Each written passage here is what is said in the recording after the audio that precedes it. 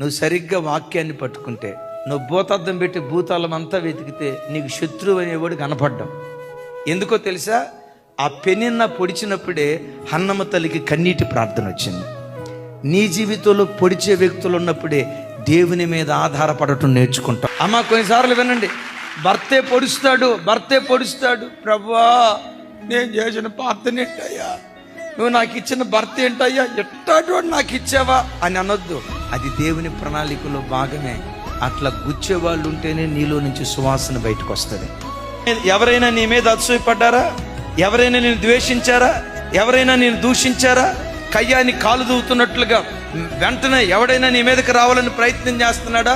వాళ్ళని చూసి మట్టి కొట్టుకుని పోతాను. నీకు మొత్తం ఎట్లాంటి మాటలు రావాలి. నేను శపించిన ప్రతి వాణ్ణి చేతులెత్తి దీవించు. ఆశీర్వాదానికి వారసుడిగా దేవుడు నిన్ను మారుస్తాడు.